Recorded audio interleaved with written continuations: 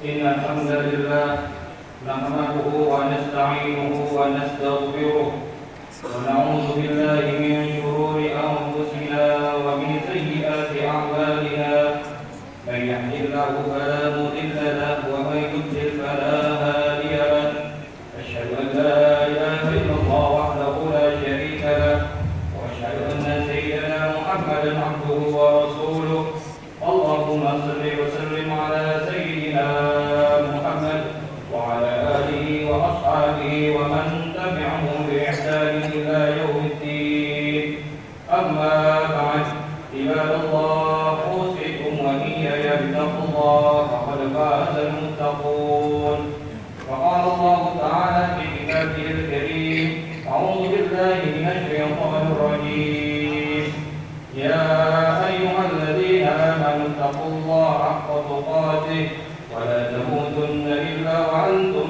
مسلمون يا أيها الذين آمنوا اتقوا الله وقولوا قولا سديدا يصلح لكم أعمالكم ويغفر لكم ذنوبكم ومن يطع الله ورسوله فقد فاز فوزا عظيما. Ma'asyiral muslimin jamaah Jumat rahimakumullah.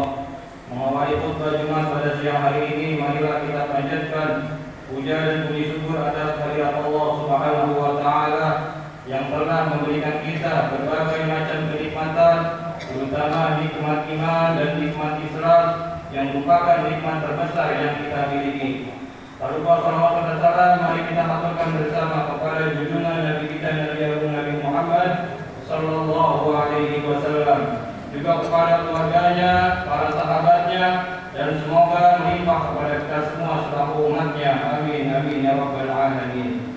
Al-Fakir juga mengajak kepada para jemaah hadirin sekalian, sekaligus kepada diri pribadi Habib sendiri agar selalu meningkatkan keimanan dan ketakwaan kita kepada Allah Subhanahu wa taala dengan cara menjalankan segala perintahnya dan menjauhi segala larangannya Allah Subhanahu wa taala.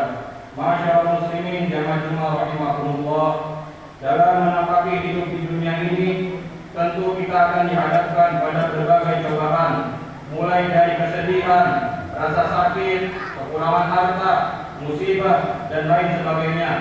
Hal ini sebagaimana firman Allah Subhanahu wa taala dalam surah Al-Baqarah ayat 155 yang berbunyi a'udzubillahi minasyaitonir rajim wa lanabluwannakum bisyai'in minal khawfi wal ju' wa naqsin minal amwali wal anfusi wath thamarat wa basyyiris sabirin, yang artinya dan sungguh akan kami berikan cobaan kepadamu dengan sedikit ketakutan, kelaparan, kekurangan harta, jiwa dan lain-lainnya, dan berikanlah berita gembira kepada orang-orang yang sabar.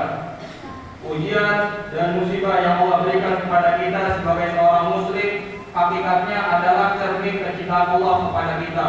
Allah Subhanahu wa taala tidak rela menimpakan azab yang tidak terkari sakitnya di akhirat kelak, hingga Dia menggantinya dengan azab dunia yang sangat ringan.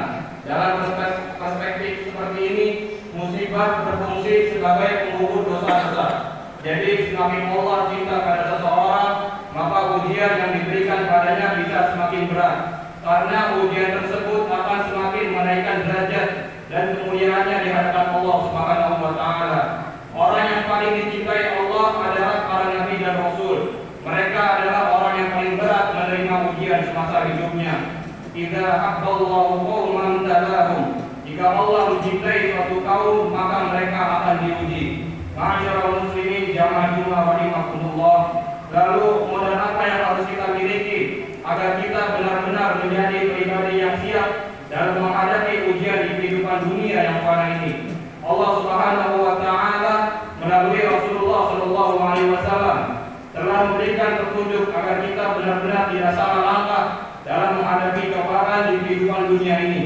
Salah satu petunjuk yang Allah berikan kepada kita pada saat menghadapi musibah adalah dengan sabar dan sholat.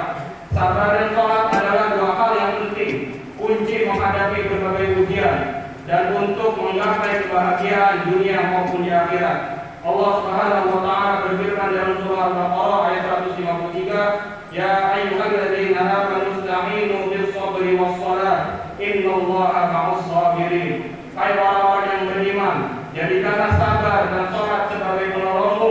Sesungguhnya Allah bersama orang-orang yang sabar.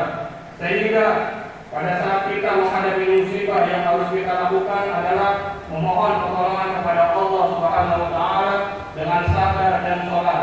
Bahkan Allah Subhanahu wa taala